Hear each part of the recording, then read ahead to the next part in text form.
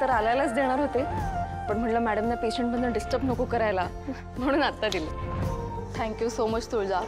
आता तू पण तुझं क्लिनिक सुरू करणार आहेस ना? अजून किती दिवस वाट पाहणार आहेस?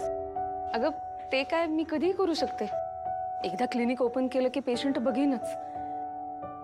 पण आता सध्या तरी मी माझ्या संसाराकडे बघायचं ठरवलंय. सुखदा, बाईचं लग्न फक्त तिच्या नवऱ्याशी नाही नव्हत, पूर्ण घराशी होतं. घरातली माणसंही तिच्याशी जोडली जातात. तिच्याकडे ना फक्त तिची स्वप्न अशी नाही उरत, तर पूर्ण घराची, घरातल्या माणसांची स्वप्न तिची होऊन जातात. माझंही काहीसं असंच झालंय ग. आणि मी तर म्हणते ना, हे चांगलंच आहे. म्हणजे आपली स्वप्न काय आपण कधीही केव्हाही पूर्ण करू शकतो, पण घरातल्या माणसांची स्वप्न पूर्ण करण्याची मजा आहे ना, ती दुसऱ्या कशातच नाहीये. ते एकदा झालं ना की मग मी माझं स्वप्न नक्कीच पूर्ण करेन. किती छान बोलतेस ग तू. म्हणूनच म्हणते, पेशंटला तुझ्यासारख्या छान अशा हुशार डॉक्टरची गरज भासते.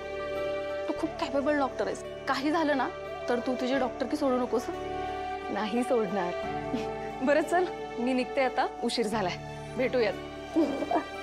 Bye bye.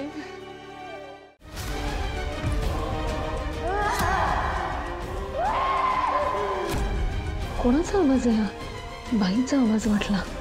बिचारी बिचारी, गळ्यातला आवाज पण येणार.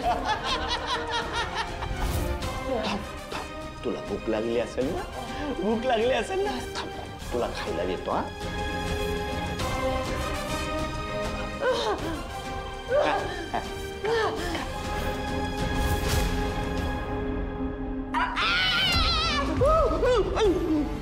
चातर चावायची हौस आहे.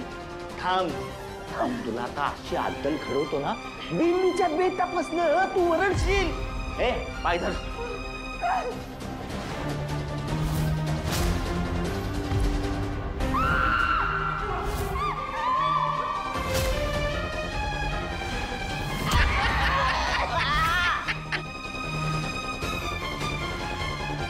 एवढं करून सुद्धा तुझा माज काय उतरत नाही.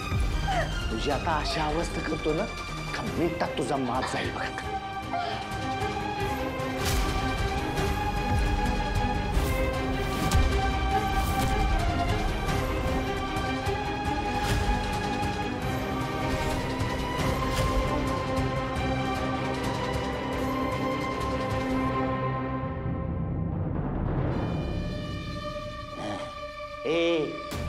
चला, आपल्याला डॅडीनी हिला वेगळ्या अड्ड्यावर हलवायला सांगितलंय. त्या अड्ड्याची जागा आपल्याला बघायची. चला. पण इथं हिच्यापाशी कोण आहे मग? हिच्यापाशी कशाला कोण पाहिजे? आणि एवढ्या रात्री अंधाराचं इथं कोण येणारी काळं कुत्र पण येत नाही. आणि ह्या बघा, पहाटे उठून आपण हिला हलवूया. डॅडीना काय कळणार आहे का आपण पहाटे हलवलंय का आत्ता हलवलंय? हे आणि सगळ्या खिडक्या दरवाजे बंद करा. बंद करा, सगळं बंद करा.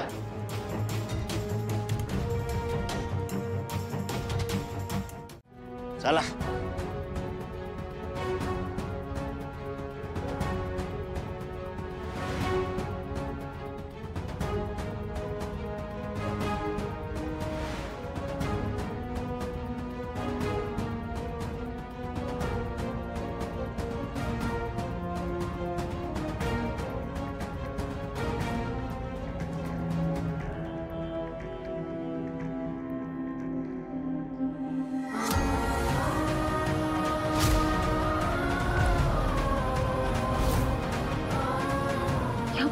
बाई, या इथे कशा काय?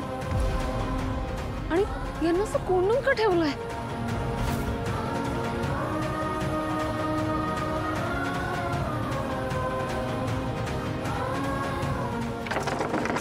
उघडा, कोणी आहे का?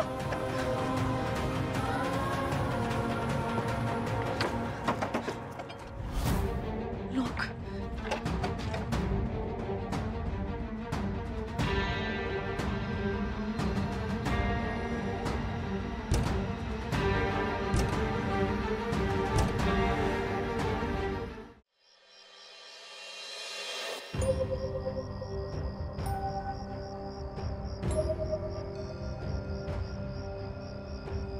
दादा, तुझा सकाळपासून काही खाल्लं पण नाही. खाऊन घे ना, येईल वहिनी. नाही नको, तू झाली की सोबतच जेव. काय तिचा फोन लागणं झाला, काय कळणं झाले कुठं राहिले.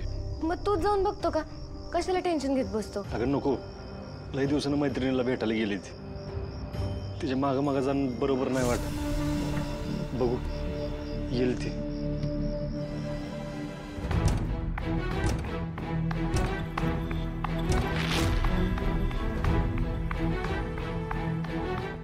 तुळजा, सुखदा, फार विकनेस आलाय ग त्यांना. बऱ्याच दिवस न उपाशी असण्याची शक्यता आहे. त्यामुळे त्यांना रिकवर व्हायला जरा वेळ लागेल. पण कोण आहे त्या? तू ओळखतेस का यांना? म्हणजे अशी ओळखत असंच नाही, पण आपण जेलमध्ये कॅम्प घेतला होता ना, तेव्हा यांच्याशी भेट झाली होती. पण इतकी वाईट अवस्था कोणी केली असेल ग यांची? हे आता त्यांच्याकडूनच कळेल. सुखदा, ह्यानं फार मोठ्या संकटात आहेत ग. त्यामुळे ह्यांच्याशी कोणीही भेटायला आलं किंवा ह्यांच्याबद्दल काहीही विचारलं ना, तरी काहीही सांगायचं नाही आणि कोणालाही भेटू द्यायचं नाही. ह्यांच्या ट्रीटमेंटचा जो काही खर्च असेल ना, तो मी करीन. पण यांच्या जीवावर कोण आणि का उठलंय हे जोपर्यंत मी शोधून काढत नाही ना, तोपर्यंत प्लीज यांची काळजी घ्या. तू काही टेन्शन घेऊ नकोस, त्या इथे सुखरूप असतील. थँक्यू सो मच, तुझी फार मदत झाली ग. पण आता मी निघते, घरी सगळे वाट बघत असतील ना. बाय. सिस्टर,